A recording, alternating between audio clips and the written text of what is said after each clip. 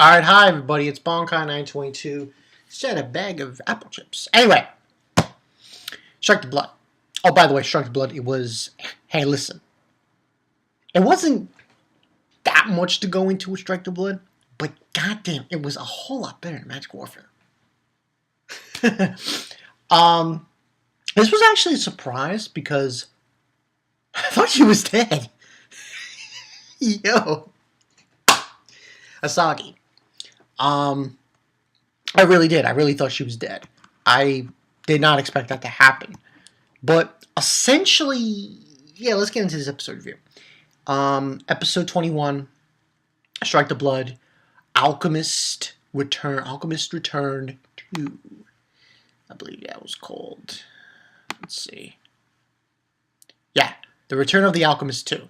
Now, I don't know how they're going to spin this.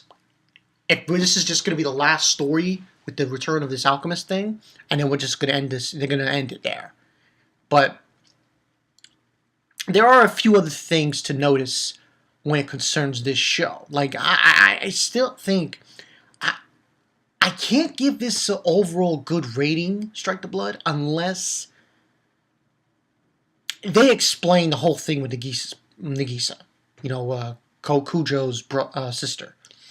If they can explain that, then I think I could say this is a good season. But they need to explain it. But anyway, you know,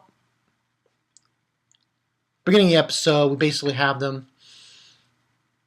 Kujo and Himeragi, and they see her, and he's like, he is about to explode Kujo. I was like, yo, he's gonna destroy the fucking land.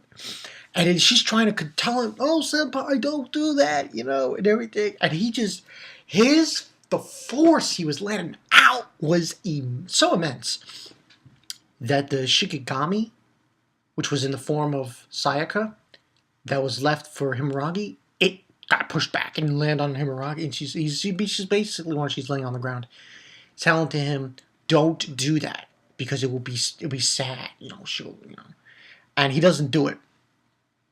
And the Shinigami gets destroyed, and who shows up with that son of a bitch Alchemist? Ko. This motherfucker. He's pretty sadistic, and, you know, he's pissed. Kujo is pissed. And this fight doesn't last long. Not at all. It lasts like about between, you know, Kujo and Ko, with Himeragi on the side there. It lasts for like, what, 3, 4, 5 seconds? It was pretty quick. And a little downplay on this episode, I thought, with that fight. But, I think, to a lesser extent, I'm giving this a 4 out of 5 because of the beginning. Because of, you know, how we found out what happened to Asagi, because she's not dead. Yeah, she came back alive, and she's like, she's stuttering, she's moving around, and Kujo's just like, he's crying and everything. He's really happy that she's alive, and I'm thinking to myself, wait a minute, how is she alive? So, you know, we have that scene, and then they basically go back home, and I'm like, how is she alive? And then I thought to myself, oh, that's what happened.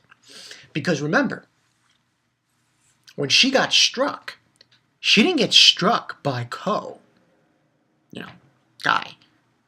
She got struck by the wise man blood that was clouded. And when it struck her, she got struck by it. So essentially what occurred was the wise man blood, which contained the legendary alchemist, which her name eludes me. Let me see if I can find her name.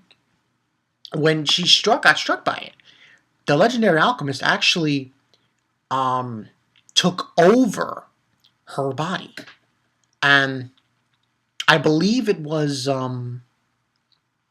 just looking for the Schmidiggy thing. Yeah, I don't see the names of the thing. I really should update this. But anyway, when she got struck, a thing appears when she's taking a shower and everything. This red sphere, which is the core, which is the body of the legendary alchemist. And she gets out of the shower and everything, and she's naked in front of Cujo. He's like, and she's talking differently, and that's the alchemist. And her character's kind of interesting. She actually is not like Ko. No, she's totally different. She actually is a decent person. Yeah, and she's talking to Cujo, calls him a vampire and stuff, and is explaining to him the situation, and he understands. And he apparently, yeah, she doesn't. No, she's actually trying to stop him, and she also informs Cujo that you didn't kill him, because that fight that he had with him, that wasn't him. That was just remnant of him.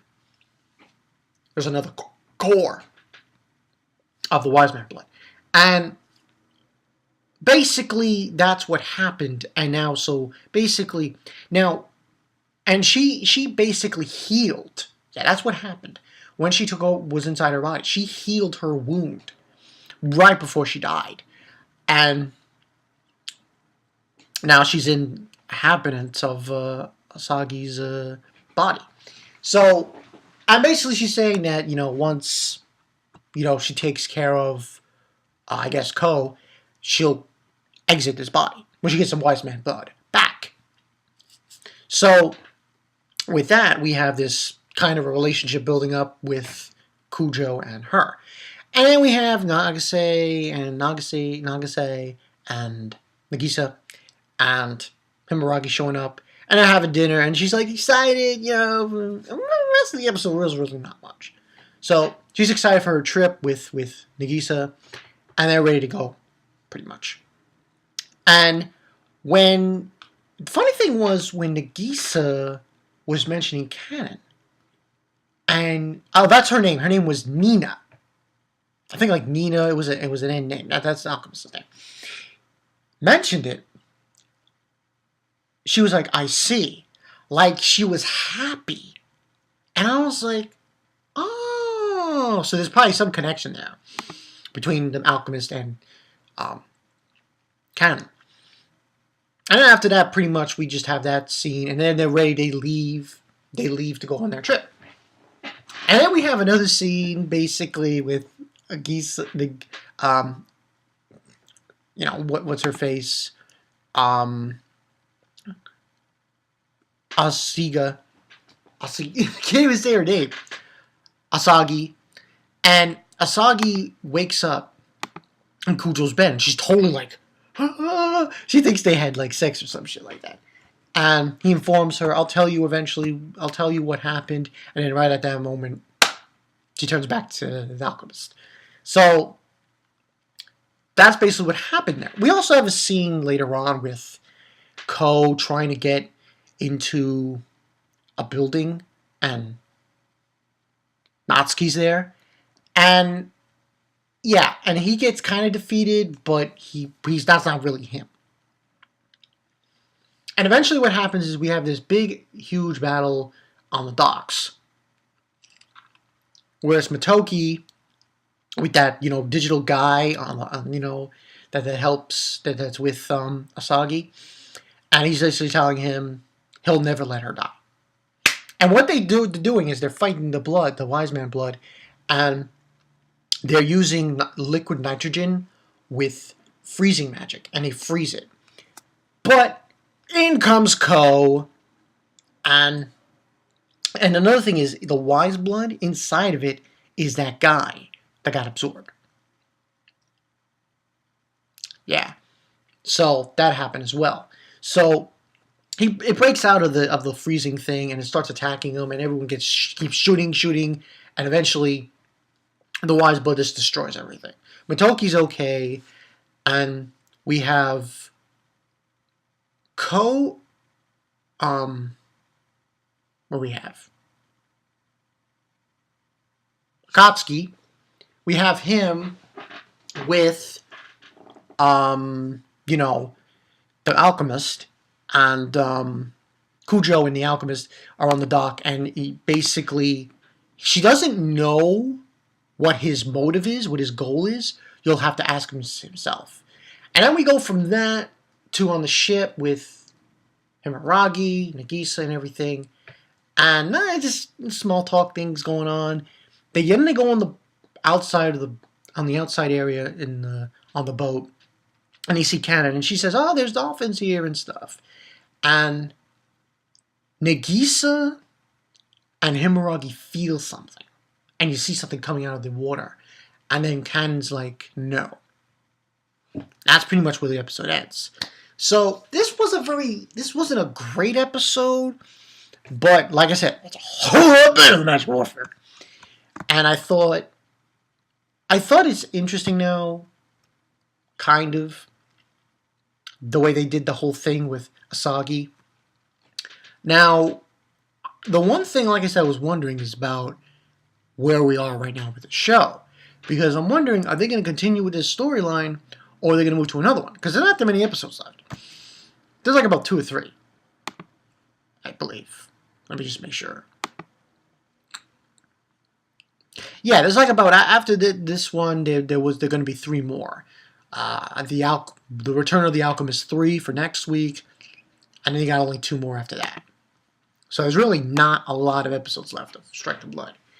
Like I said, the only thing I'm looking forward to is answer at least this one question, the thing with Nagisa. And that whole thing. And what's going to happen with Kujo. But we'll see. I mean, kind of interesting episode. And like I said, a whole lot better than Mass Warfare. And I thought they did the thing with Asagi pretty good. Like, it would have been really messed up if she died.